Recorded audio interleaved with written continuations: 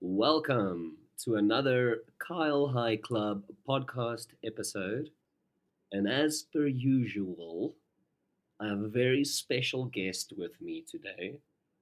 You might have seen her in the metal scene. You might have seen her all over the show, maybe at Copa. Maybe you've seen her on a stage somewhere with Newman Nebula. You never know. Who do I have? But the beautiful and amazing Marty. Welcome to the show. It's an honor to have you. Thank you so much for having me. It's an honor to be here with you. How are you feeling today? I am feeling great. I am feeling good. Yeah. Today was an all right day. Just all So, right. not particularly great, but not particularly bad. It's the lukewarm of days. Wednesday. Yeah. It's not weekend. It's not Monday. It's not. It's just a It's day. that midweek feels. I, I don't know. I don't know how people normally. I live in this weird twilight zone where Wednesdays are my off days, so Wednesdays are my Saturdays. So I try to do fun activities, but also everybody is working, so it's a weird limbo that I've been living in lately.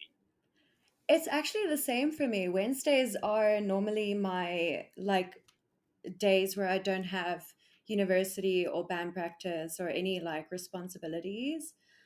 Today in particular was just quite busy, more than usual. So yeah, but I'm feeling What do you good. do? What do you do in midweek off days? How do you have fun when everybody else is working? What do you do in your Oh midweek off days? no.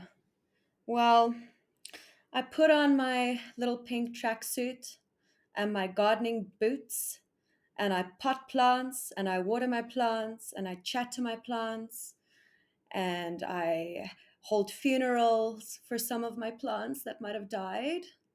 And I Actual might physical find myself, funerals. yes, I take my planting very seriously, and my Okay. plants are literally like my babies. It's it's soul crushing when I lose a leaf or a plant dies. What made you go into this realm? Is this something that's always been with you, or is it something that you picked up, the passion for plants? So my mom it's funny. She's this Afrikaans, like super right wing Afrikaans Uh, lady. they've But got the green thumbs. at the same time, she doesn't know this about herself, but she's quite a hippie. So So I'm she gonna, doesn't know. she's got no idea. So she's the kind of woman that she doesn't wear makeup, she doesn't shave, Nice, she wears these rainbow, and I mean literal rainbow fucking dresses. I'm like, how nice, more of a hippie can you be? She's got this exactly. long hair. They live on a farm with like animals just following her, and she does plants. So she's a big like garden lady. And I think I just, growing up with her, obviously I just gravitate towards plants. Um, and one day I just decided, like, fuck it, I'm just gonna buy a bunch of house plants, and it has been nonstop ever since. It's a real problem. When I nested, and by nested I mean found a place where I found comfortable with living in for quite some amount of time. I felt like having plants is a direct reflection of your mental health, and by that I mean the amount of care you take into the plants. It also shows how capable you are and how mindful you are of your emotions. And I don't know if this makes sense to you or anything like that, but if your plants are dying or if your plants are look bad, I found out like I was in a bad mood or I didn't feel great. But when my plants looked amazing, I generally felt amazing according to that. So I used my plants as a measurement to measure my mental health. Absolutely. I completely agree with you. Um, Plants are a great way to kind of um, detect where you are in your mental state. Sometimes I find myself like, fuck, I just cannot get myself to get up in the mornings, check up on them, water them. it's quite a taxing task. And then you kind of like reflect and you're like, oh, okay, I'm actually feeling bad within my own self. Therefore, I can't really put energy into something else right now. But in the same breath, plants are such a depression killer. Like absolutely, they give you such a sense of um like something to live for. It's quite similar to having pets, I would say. Yeah. That's my Yes. experience. But I really like feel like I have to like get up today and do something because my plants need me. I felt like, for instance, they don't ask for much. They literally don't. It's just Yeah, water and sunlight and a little bit of TLC and the reward of seeing some of them bloom. And knowing just little bit of sunlight and water and the joy of seeing the plants flourish and bloom at the end of that was more than rewarding for me. And as like you said, waking up and you don't feel like doing anything and staring at those plants like drying out, you're thinking to yourself, all they want is water, dude, come on. come on, man, just get the fucking water. Yeah. You know what's funny? Like you said, plants are quite like self-sustainable. They really don't ask for much. And No. the whole reason why people tend to struggle with indoor plants or outdoor plants, whatever the case may be, is normally it's too much human intervention that ends up killing your plants. Also, neglect, of course, but Yeah. it tends to be like over caring for plants, over watering seems to be a big problem. So, plants also teach you like boundaries in life. Like, hey, sometimes That's they so also true, need though. space. Yeah. That's so true because you can't overwater them either, and you can't overcare for them either. That's actually quite interesting. But yeah, that's the direct Exactly. inflect. It's a direct reflection of your, like I said, your mental health or your stability of who you are as a human being. Do I care Hmm. too much for people? Do I care too little for people? Am I too caught up in my own life where I can't even give people the minimum of what they need to keep this relationship alive? And su- Absolutely. surprisingly enough, plants has helped me to build better relationships with people, and it's quite funny. I remember playing Sims way back when for Sims 1, and some of the relationships or friendships that were broken, they said relationships are like plants. If you don't water them regularly, they go away or die. And it's exactly that. I mean, I can't go on about it enough. I mean, you've been doing the plant thing way longer than I have, but I value that as a little bit of a measurement of this is where I am and this is who I Yeah, I completely agree with you. And I also look at like people as plants. Like sometimes when you feel down, you also just need a little bit of sunlight on your skin, you know? You also need to drink your fucking water and am. hydrate, Stay you hydrated. know? We're all just little indoor plants, you know? Open up the Crying curtain. for come on, dude, just give me a little bit of water. I know I can see you putting water in that kettle to make coffee. I just want a little bit of that. Come on. God damn But you it. but you do have got actual fur kids, right? I do. I have three. I have two doggies and one cat. I have a basset hound, I've got a dachshund, and I have a little ragdoll cat. Her name is Danny Ooh. DeVito. That's Yep, you heard that awesome. right. That's awesome. Wow. Okay. How did that happen? If I may ask. So it's funny. Her real name used to be Daenerys, obviously Game of Thrones and shit. And so I named her Danny because she's this beautiful, like white, icy cat. Okay. And Gareth had his Human Nebula band practice one night, and one of his bandmates, Tristan, the drummer, he just like randomly turned to Gareth and he's like, you know, your cat Danny, you should totally just tell people you named her after Danny DeVito. And that was the funniest shit if I had like paperwork to fill in, Yes. I would have like changed her name because we just totally changed her name. But If like you Tristan, this is not a joke. I literally changed her name now. Thank you. Her name is if Danny you could DeVito. if you could go to Home Affairs and pay money to change your I would cat's fucking name, do you it. would totally do that. I would do it. Yeah. So she had a little name change. She's still a bitch, like Daenerys Well, it's towards the actually end also of quite the ironic. season. If you think of a cat named Danny DeVito, you imagine the small little mangy, street cat. If you think about it, I just think Yeah. immediately of Danny DeVito's role in Always Sunny in Philadelphia. That's where my mind immediately goes to when I think Yes. Danny DeVito. I wouldn't imagine a beautiful white cat. That's what makes it so much more funnier. Speaking of contrast, if I may, Mm. within Marshmallow, can we just quickly just dive into that? Because I recently went to your was that your launch? Was that the actual launch of Marshmallow at Railways?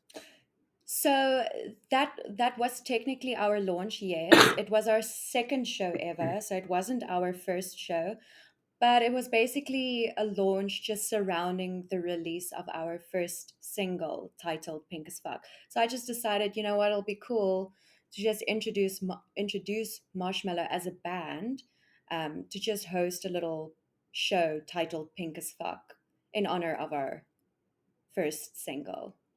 So the concept and what I gathered from the community and culture you're trying to create with the band mythology, if I'm for lack of a better term. Mm-hmm. I found you voice opinions of empowerment, and when you mentioned your gender studies in anthropology, I could actually resonate with the messages that you brought on stage. This tiny little dragon, the stories that you tell around your story, or around your songs.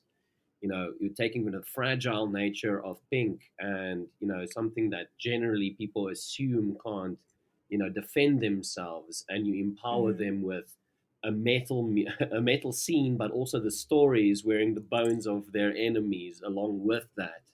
So Yeah. it's something that's fragile, and people normally see Pink, you immediately think girly, okay, cool, feminine, but you empower it with the metal music along with that. So could you please try and I mean, is that correct, or what's the philosophy around Marshmallow when it comes to that? Absolutely. You were quite spot on there. Marshmallow is definitely the balance between masculine ideals as well as feminine ideals. So that's why I do incorporate the pink, as the theme for the band and the aesthetic for the band. And, where the masculinity comes in is obviously having male members in the band, who don't necessarily have to conform to the pinkness. Mm, As some people may have noted, my band members did not wear pink. It was not from a lack of like effort. It's rather the sense of like everyone in the band gets to be who they are and be authentic to themselves. So I obviously enjoy pink. And as the front lady of the band, that was quite important for me to be pink and resonate with pink, but I don't force my male counterparts to do the same. And so that also just brings me back to the whole point of Marshmallow being, equal to masculinity as well as femininity, and also just allowing a space for both to equally thrive, in the same space. So yeah, it's my songs are very girly, and I write about like, girl shit, but at the same time, um, in my lyrics, there's also quite, a sense of brutality. Like one of my mm, songs is called Roller Coaster Baby, and it is yeah. literally about you fighting a bunch of flying babies on a roller coaster. And I talk about like throwing up, spilling guts, babies fucking stabbing you with daggers. So that brings in that brutality and masculinity back into my lyrics. And then at the same time having songs called Bambi and Fox and the Hound. But again, Fox and the Hound is about a hound dog literally sniffing you out, wanting to rip you to pieces. So I'm Mm. trying to keep a sense of like masculinity and femininity at the same time in this band.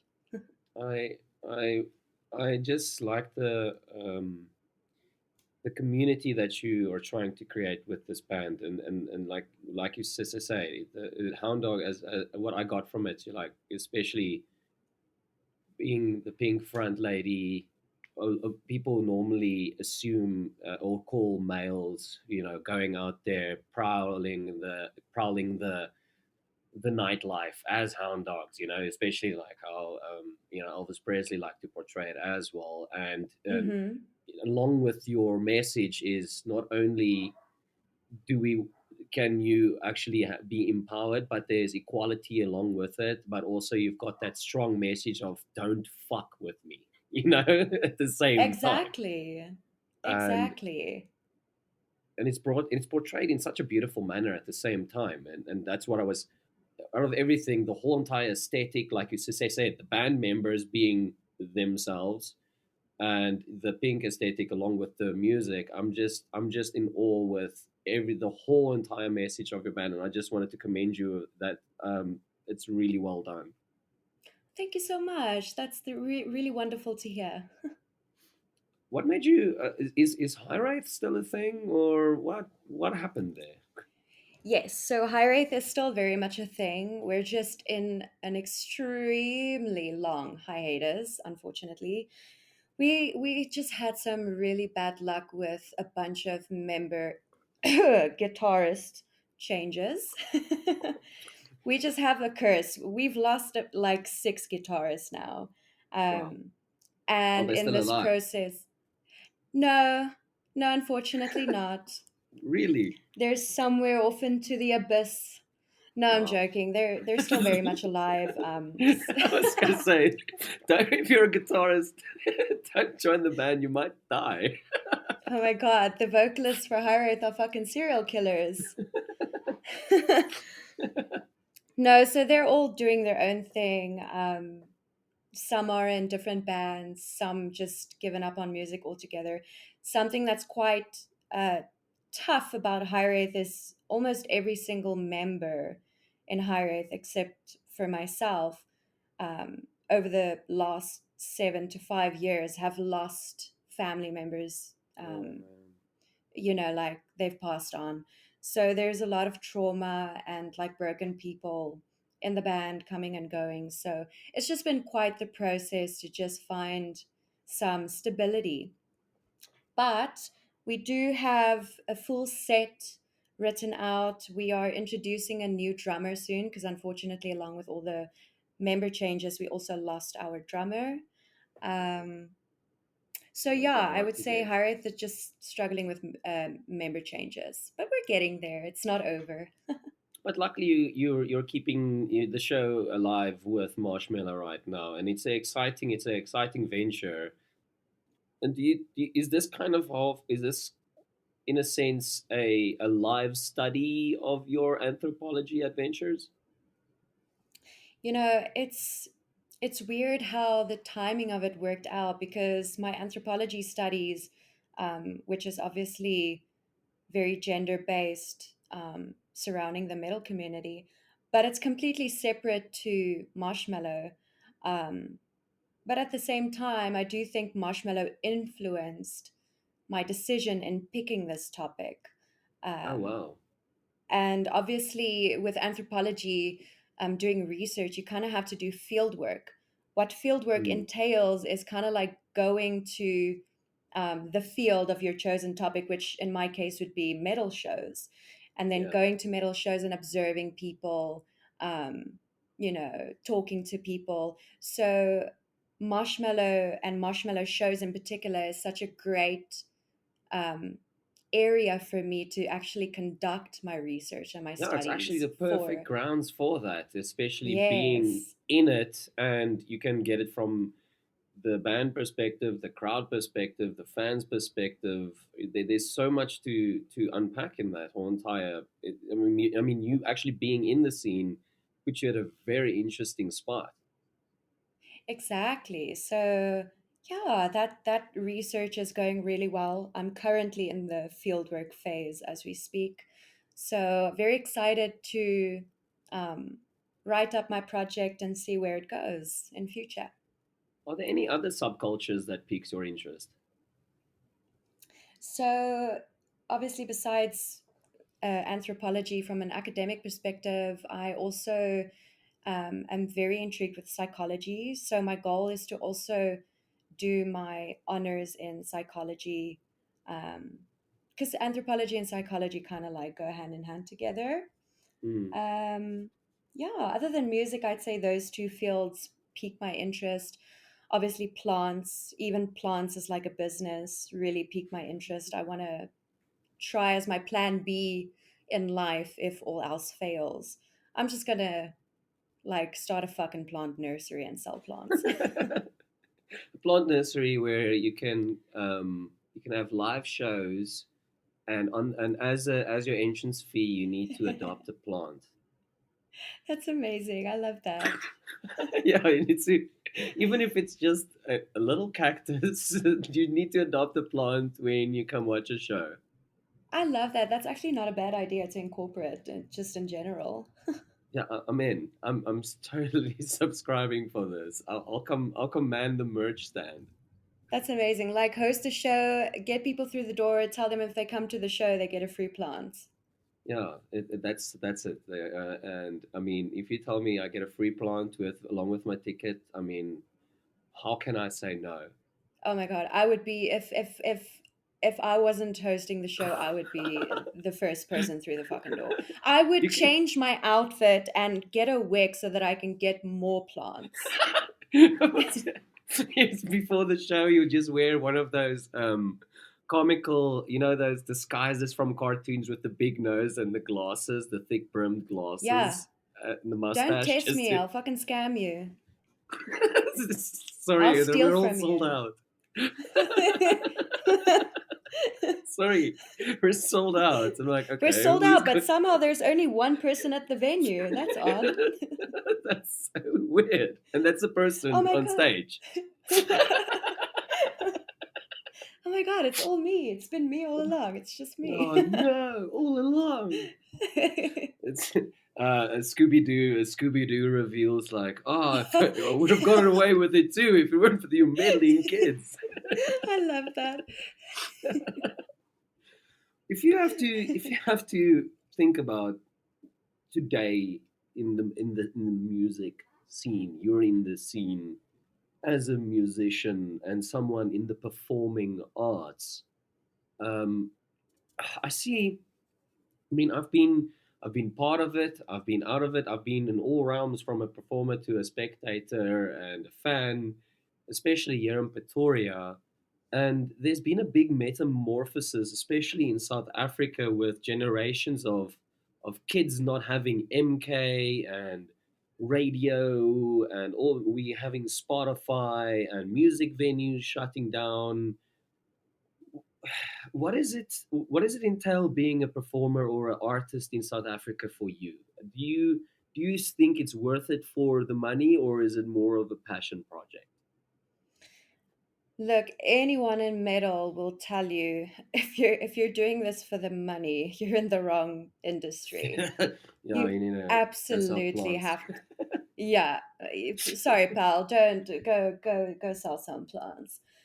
No, doing metal music, unfortunately, the demographic here just does not allow for anyone to really break into any market here. It's just not realistic. It's quite naive as a musician to think that you can live off of music, metal music in particular in South Africa. But at the same time, it is so rewarding and it's so enriching. And it's one of the healthiest communities I've ever been a part of.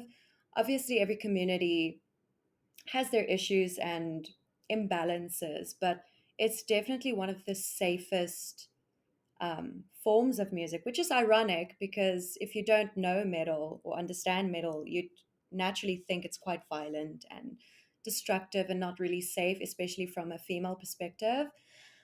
But it's been very wholesome being a part of the metal community, and no amount of money can, come close to what that feels like from a deeper connection perspective. Just how it makes you feel. You know what I mean? I found the same. I mean, I metal was my first love when it comes to live shows. Um, we used to have under 18 metal shows in Cape Town in high school, Wow, that's so and sick. yeah, it was amazing. It was just for high school kids, and we would have it at a lot of the churches. Really intense metal bands, by the way. We had Warthane play, all kinds of intense bands come through those churches. Really insane. Damn. But what I tried to explain to my mom and a bunch of my friends and family members back then, a mosh pit is actually a very wholesome place. People helping each other up and inviting each Mm-hmm. other in, and you make friends in the mosh pit. And also, people assume metalheads are all this really intense people. Meanwhile, we're all just a bunch of softies and technically nerds who collect Pokemon cards and all kinds of things like that. Yeah, And you're it's a right. bunch of I'm introverted nerds. exactly, exactly. And metal listeners, we listen to the technical. Oh, listen to that guitar solos and this intense double drums and all of those things.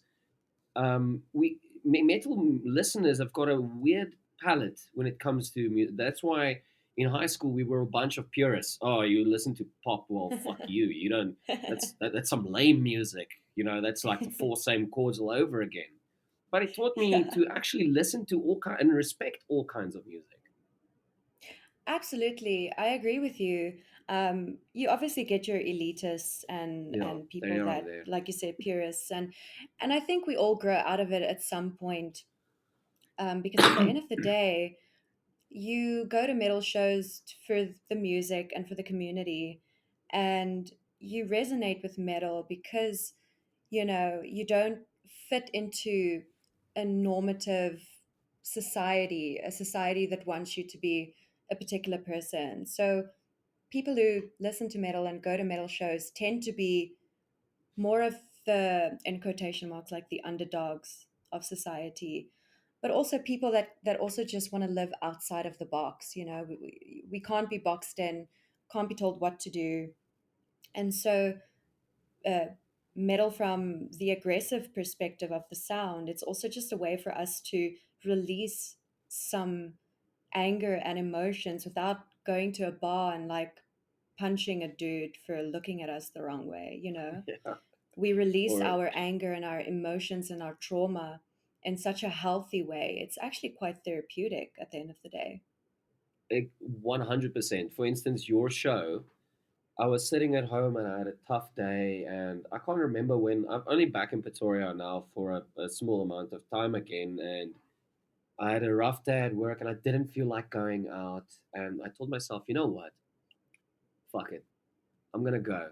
I'm gonna put on my boots so people can gladly step on my toes, and I'm just gonna go forget about the world. And that's what a metal show is for me. I go forget about the existence of the whole entire society and lose myself completely in the music, and that's all it is. I don't care what, where, or when or there. I can't do that with someone standing on stage playing Jacaranda's top hits over a laptop. I can't do the same with that I can do in a mosh No, pit. I agree with you. And like I couldn't go to like an Afrikaans show and kind of like shut out the world. Yeah.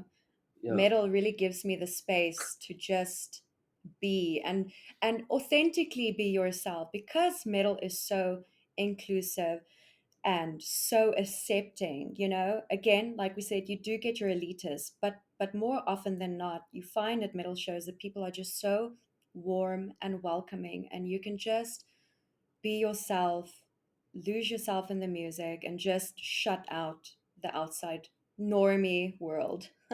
Don't you think it's very tribal at the same time? Like not only the community being tribal, but also Just think about tribes where they listen to the music and they bop their heads and dance according and just lose themselves in a transcendental music rhythm. And that's what I think about music. I think it's got a very tribal aesthetic where you headbang and jump around and mosh and the community is also part of a tribe. So I immediately go, this is a this is a tribe. This is 100% a tribe. That's a very interesting way of looking at it. And that's true. Can you imagine metal being documented today and hundreds of years from now, people looking back at what's been documented and watching people mosh and headbang? We don't know what the world is going to be like 100 years from now, but I imagine them looking at metal and being like, oh, look at this little tribe doing their Yeah. little dance, tribe dance. But just think about tribes as well. With tribes have got all kinds of porcupine quills through their noses and Oh, mods yes, and everything like that. And that's how I see the metal. It's like metal is exactly the same. We all got body mods at the same time, bopping our heads absolutely. to the rhythm of the music, losing ourselves. Like, yeah, metal is a tribe. That's all it is. Absolutely.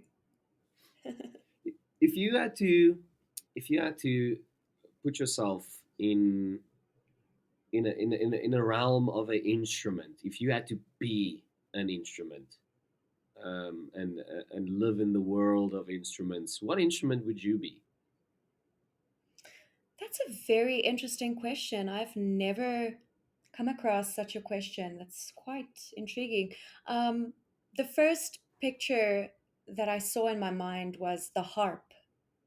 Ooh, It's such a gentle sounding instrument, and it's also quite magical. And I'd imagine if you can be trapped inside a harp, that you'd find yourself in some sort of a fairy fairy forest.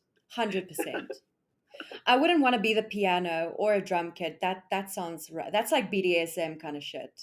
whoa. That's like you're getting beaten tonight. And it's not gonna stop ever. And it's not gonna stop, pal. It's not what you think. This is not what you signed up for. Drum sets are where is hell. That's where people. That's a special place in hell. That's where people. That's Yes. musical hell. That's where you go when you do Yes. fucked up shit on the world. You're gonna live in someone's bass drum for the rest of your life. That sounds, I have such a sensory issue, which is ironic because I do find myself gravitating towards metal music, but I've got such sensory That is issues. very ironic, So I actually. can just, oh my God, I can just imagine that that's literally hell, just hearing drums play in your Hell, ears all the fucking time. hell is being stuck in Lars Ulrich's snare drum. That's what I think hell is. Hell is from the Saint Anger album. That's where I think you're stuck in Lars Ulrich's Saint Anger snare drum for the rest of your life. Oh my God, if you're listening to this podcast, do yourself a favor and just be a better person, okay? Because if you're not going to try and be a better person from this day moving forward, that's where you're going to fucking find yourself when you Yeah, die. and it's not. And if you don't know anything about the Saint Anger album, go listen to it and tell me that snare drum is amazing. If you can do that, then we're not friends. I'm sorry. I don't care who you are. Who do you think is your biggest influence if you think about female vocals in the metal scene? Who's your favorite?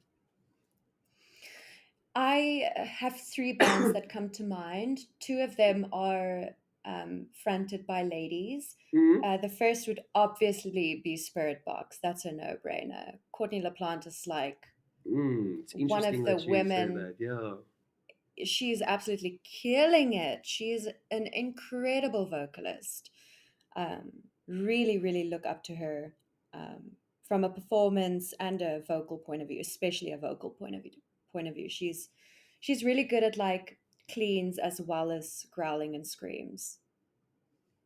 It's interesting Yeah. that you mentioned her because my favorite female vocalist was her OG. Remember, she was in I Wrestled the Bear once. Yes. So Krista Cameron from RSL Barons is my favorite female vocalist in existence. Oh, interesting. Okay. And Courtney taking over the band from her. I loved what Courtney did with I Wrestled the Bear once, but I'm glad she did her own thing with Spirit Box and stepped because I Wrestled Bear once was always a very out there band, and when Courtney came in, she made it very ballady, almost like a Kill Switch Engage aesthetic to it. But I'm Okay. So she glad kind she. of, Uh, yeah, she kind of changed the dynamics a bit in the band. not in a bad way. It was still good. It was Yeah, still yeah, good. yeah, yeah, yeah. But I think she respected Courtney enough to say, like, listen, let me go do my own thing. And yes, now she's crushing it at the same time. So it's interesting that you may mention Courtney because my favorite vocalist was also in I Wrestled a Bear once. That's so cool. That band just produces really cool, good and cool female vocalists. Who's your number two?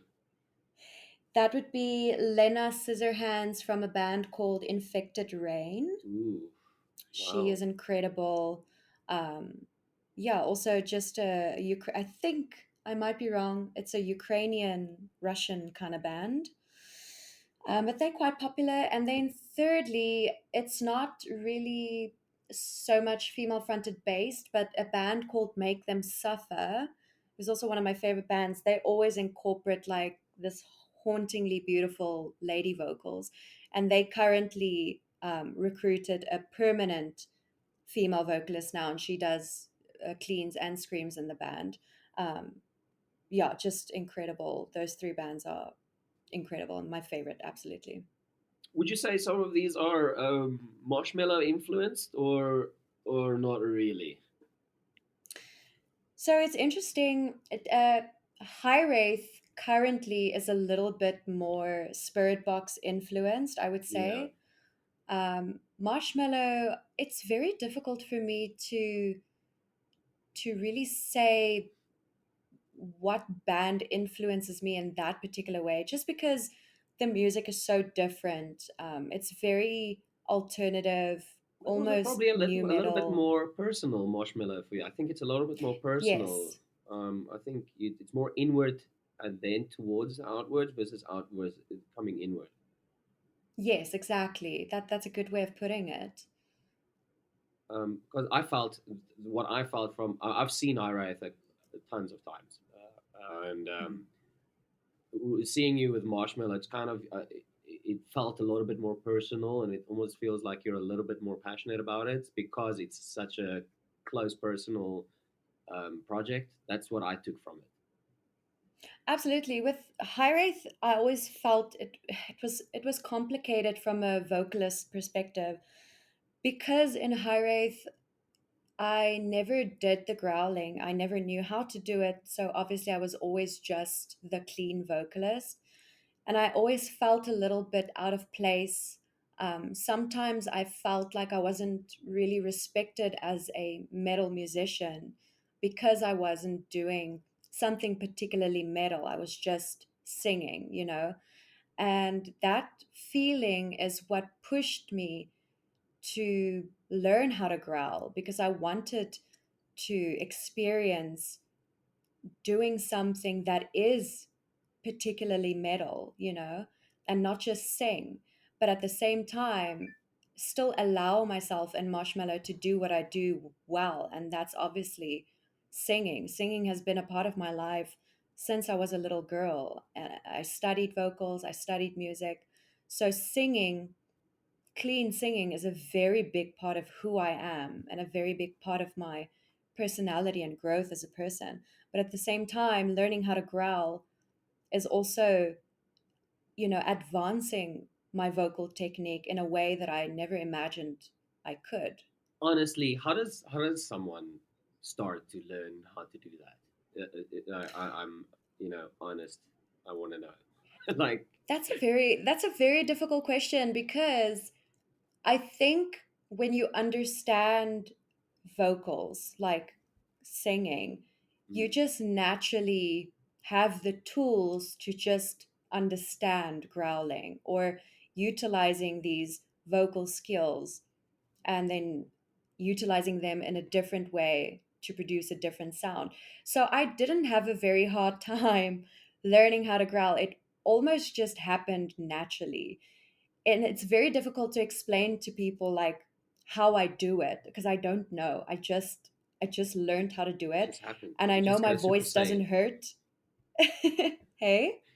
You just go Super Saiyan. You can't explain it. Yeah, I wouldn't make a really good vocal teacher because I wouldn't know what the fuck to tell you. I'd just But be like, that's I don't know. that's one thing that always intrigued me, even as a kid. I mean, I loved every single part of metal, and even I unironically listen to crunk music because there's a lot of pig squealing in there as well, and from Oh, low nice. growls and high pitched squeals, and from that, I'm obsessed with it because I don't think a lot of people who don't know metal realize how vast that person's vocal range actually really is. It's actually quite amazing Mm-hmm. how, and that's why I like Krista Cameron. She can go all the way low, and she can sing opera at the same time. I mean, having that range, That's it's incredible. absolutely bonkers. And That's incredible. seeing your transition from High Wraith to Marshmallow has also been like, wow, her vocal range has increased, and it's a tool that you've been working and refining for a very long time. Yes, and something I picked up on with growling in particular, I don't know if other metal vocalists might agree with me or feel the same way. I'm sure they do. But there's something about growling that grows your confidence as a vocalist. I can't explain it. Ooh, Whenever I performed with High Wraith, I was extremely, extremely nervous. The anxiety almost completely took over my body. Since I've started growling, I just have this sense of calmness when I'm yeah, on stage. It's like I obviously still experience anxiety and getting nervous, but somehow the growling and maybe the energy that you put into growling is just so powerful that you but just have fuck this you, this is what it extreme is. sense of Take it. it's insane. It's insane. I've never felt or experienced something like this in my life. But you're this one of the most beautiful things that I have witnessed. I mean, you're part of the ultimate power couple. I mean, your partner is also in metal, and that's awesome. I love that. That's probably one of the. Do you guys exchange notes when it comes to vocals? It's incredibly romantic in the most Beautiful. disgusting way. It's so awful. Like it's so like it's vomit inducing. No, it's wonderful. In the I most don't think I disgusting could. way. I don't think I could do this um, with a non-musician. I don't think I can go through this life with someone that doesn't understand what this takes and what this feels like. Yeah. And Gareth is such an incredible musician, and also the reason, um, partly for where I am today. Um, Such a big influence in my personal musical journey. And I just think it's really fucking cool that we both get to do this and help each other through it and understand each other from that perspective. And also just doing warm-ups together so you don't Mm, have to do that on your own and you sound silly on your yeah. own. That just makes it so much better. I told one of my friends at the show, and I told him like, do you guys see that? That is couple goals. That what's happening on stage right over there. I don't care That's what anyone says. adorable. Because yeah, I mean, it's true. I mean, I've when I was a musician, and yeah, having someone who's not a musician, okay, cool, they're a fan, whatever. But it's true what you say. If people don't understand what it takes to be part of the performing arts, it's kind of hard to explain. Listen, I need to do this, or I need to grow in this point, and having Hmm. someone to motivate you in that is it's really important to keep the art alive. I mean, a lot of my projects and things I've used to love died because it's not because I need motivation to do it. It's just better to share it with someone. You know, why even do it if you don't Absolutely. share it with anyone? Okay, you can share with your fans, whatever. But I think having someone in the same community and in the same realm, and you are emotionally connected with that someone, and that's why I think Hmm. what you and Gareth have is so beautiful. That, and also just the creating part of making art and music. We get to experience something incredibly euphoric together, especially in High Wraith, where Gareth and I will write a song, and from a lyrical perspective, the way we are just so in tune with each other's thoughts and experiences and minds when we write lyrics and tell a story. Because how we write is Gareth will write his sections and I will write mine based on a theme that we chose together, but we don't tell each other what to write. And how Mhm. our lyrics just always come together in such a cohesive, um, logical manner. It's insane. Well, It's you guys euphoric. clearly share a lot together, same space, and there's a lot that you've experienced together. And subconsciously, you guys are thinking about each other and about certain experiences and things, and that's the beauty about it. So without even having to rehearse anything, you can still have this symbiotic creativity going, just flourishing. Hmm. And it just happens naturally. It's not forced. It's not a facade. It just comes naturally. So that's really beautiful. I like I said, I don't really generally need someone or anything like that, but I feel when I don't create, I feel my anxiety and depression creeps up on me. Oh And yeah. creativity is something that's really important to me as an individual. I can't say for everyone else in the whole. I'm going to have a blanket solution with regards to this, but do you feel that creativity is an answer? How do you feel about the act of creating? Absolutely. I find myself becoming incredibly frustrated with myself, with people around me, with my space when I don't get an opportunity to be creative. So prior to Marshmallow being a thing and High Wraith being in this incredibly long hiatus, I was in an incredibly complex state of mind, trying to find other ways to let this monster of creativity loose. And you do find yourself being creative in different ways. I do like being artistic, so I like making things with clay. I like painting, drawing, other forms of creativity. But in the same breath, there is nothing like being an artist from a musical perspective. And I Mm. think it's just because music has been a part of my entire existence and growth as a human being, from being a child to a teenager to an adult. And so there's nothing that can really touch what music can do for me as a person, especially on a mental deep level. I get really depressed when I can't write songs, make songs, or be on stage. What does it What does it mean to you to be alive? What does it mean to be alive? What does it mean to you to be alive? What it means to be alive is constantly asking what the fuck is going on. That that what immediately was What the Evan Bream. Have you guys ever wondered like what the fuck is going on? what the actual fuck is happening? What the fuck is going on? What am I doing here? What are you doing here? What are they doing here? What are we supposed to fucking do? Yeah, like plop, you're alive. Go ahead, buddy, enjoy. Just scoot on over No, and do it's this life thing. And by the way, every second you're alive, it's gonna cost you money because you need to somehow eat oh and stay my somewhere. fucking And good luck. it's horrific. It's, not to tone the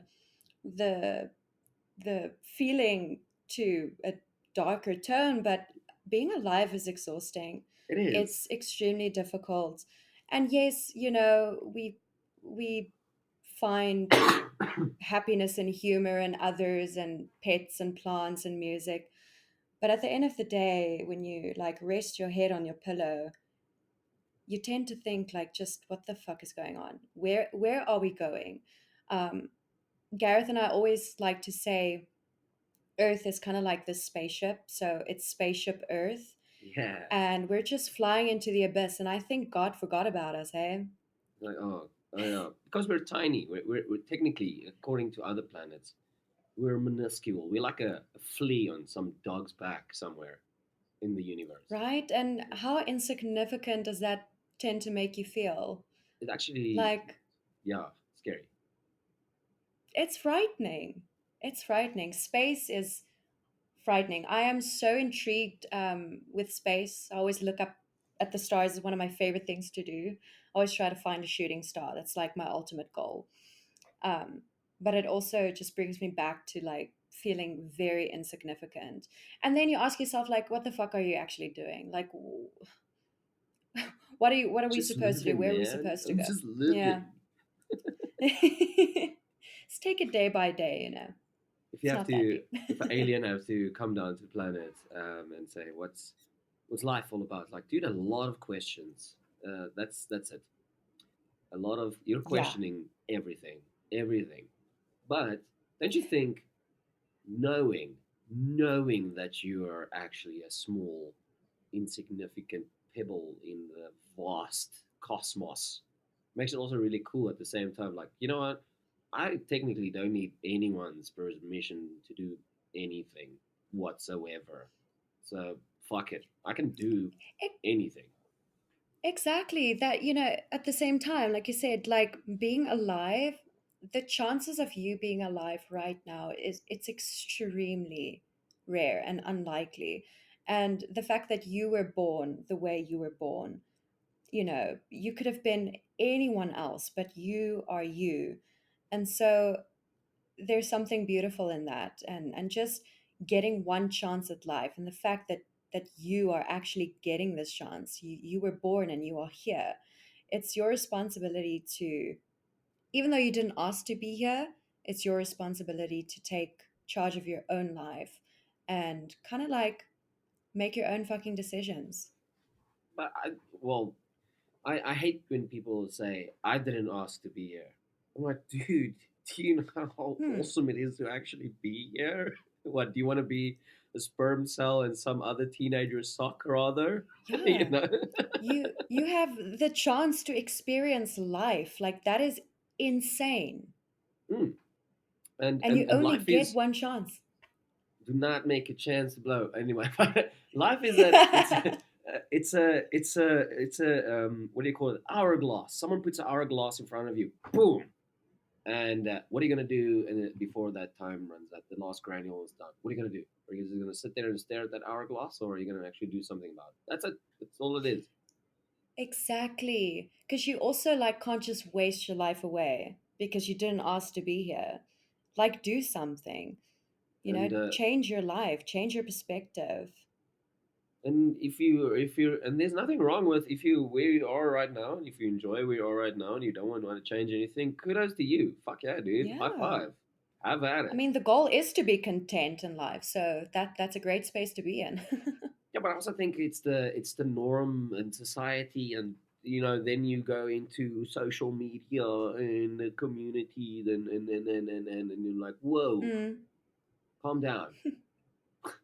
We don't have to go political into this. Like, okay, the world is falling apart, but if I look outside my window, the birds are still singing, and I've got a roof over my head, and I ate something today. Life's actually pretty fucking badass. Yeah, exactly. Again, it's just your perspective. Like, you can appreciate what you have in this very moment, and you're not taking away from anyone else or the bad things that are happening. You can be aware of the shit that's going on, but at the same time, just appreciate that you can see a bird outside of your window in the comfort from your home, because other people don't get to experience that.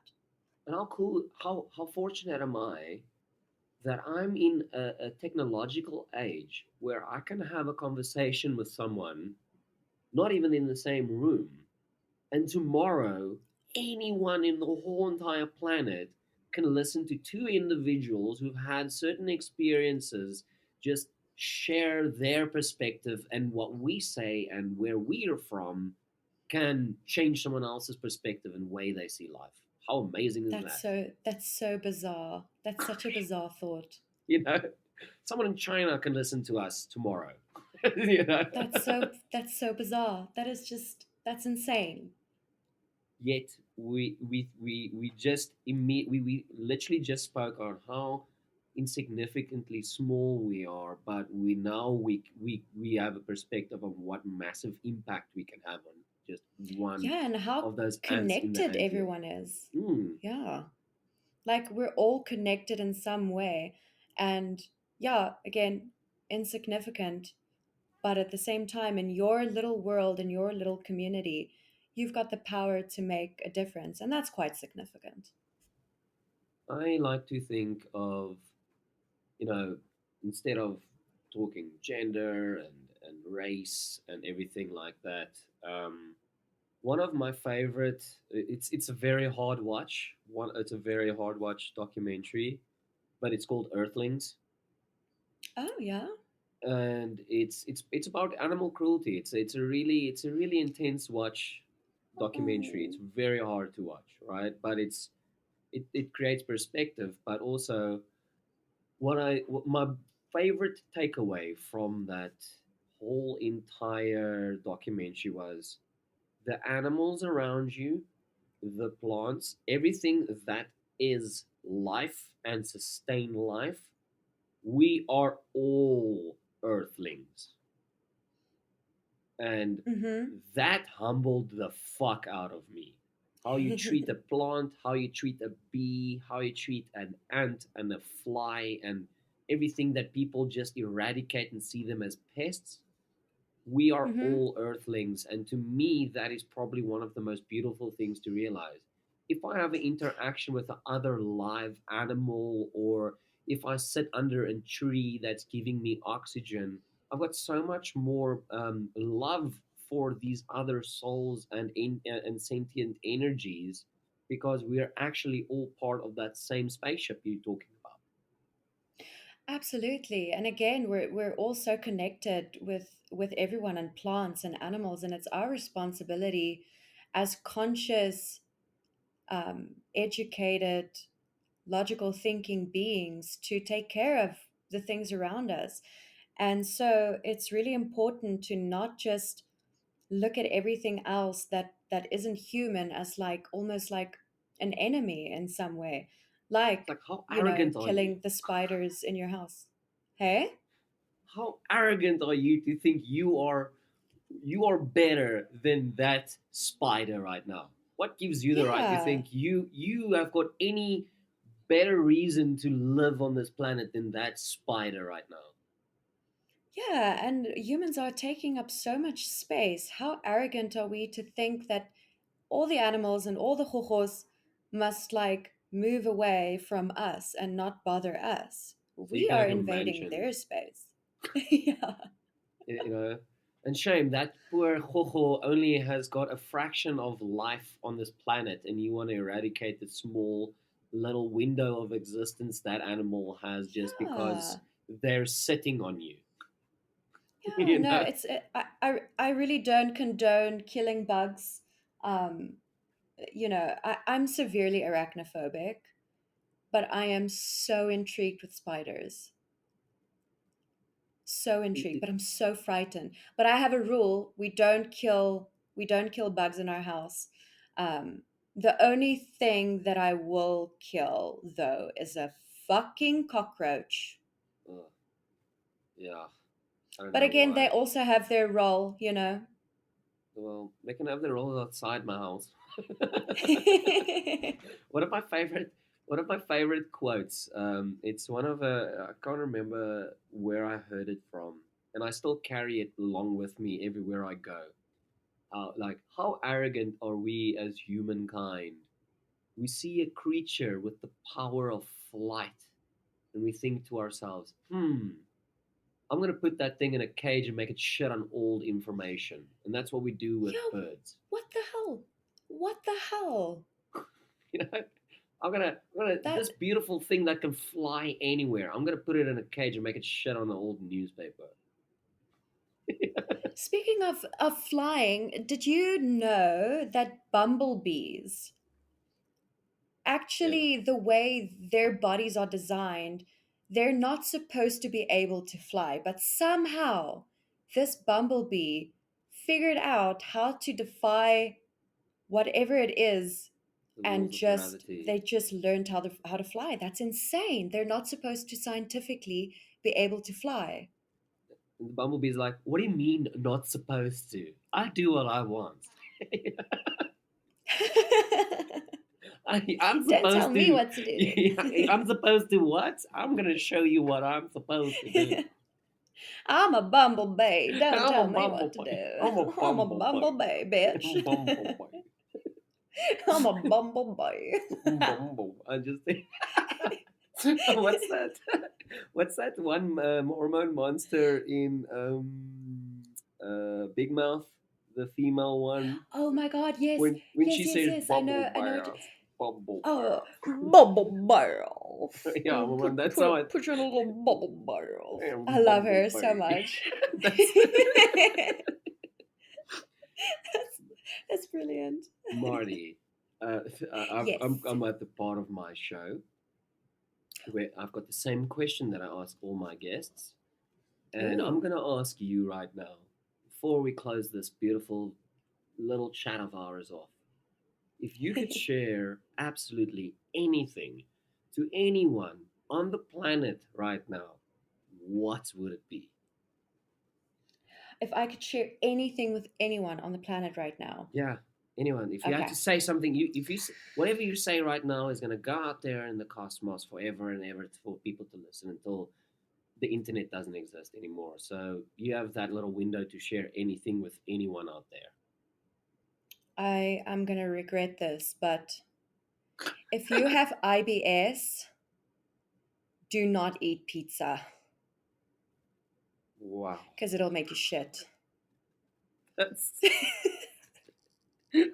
That's what I have. That's what came to mind. If babes, if you've got IBS, please, dear God, don't eat pizza. you know what's this is Because amazing. Normally, when I ask people this question, they go, "It's really profound. Share this really intensely profound messages," and you're like, you know what? no, you know what? I wish someone told me. I wish there was a Marty out there. I wish there was a Marty out there that did a podcast and I was listening to it and she was You're like, like, "Girl, oh, if you've got IBS, stay away from pizza because I'm telling you I'm living a fucking nightmare." did something happen? So, fun fact, I have IBS. If you couldn't tell. And also I'm severely lactose intolerant. So so What so, happened? so What yeah, happened? don't eat pizza. Who hurt you? Who hurt you? Was it Romans or is it Panaronis? You tell me who hurt you, Marty. It's fucking Panarottis, okay? Oh my god. Are you You okay? must know. I'm better now. Um, are It's fine. there I'm on medication. is there a pair of pink pants out there that can never be worn? You know what? I think that's a conversation for Off the another record. day. Marty, thank you Oh so my much for god. joining the show. It was an absolute pleasure to have you, and just thank you for sharing your stories and your time with us. I couldn't Thank you so be much for more having happy with me. having you. Oh, this was awesome. Thank you so much. I really enjoyed our chats and I really enjoyed all the interesting questions you asked me. It was wonderful. And just the same what I tell everybody else, the door is open. You're officially part of the Pakala Club. Whenever you want to come and have a chat with us, the door will always be open. And thank you so much for Oh, being that's here. awesome. Thank you. That's appreciated. Bye.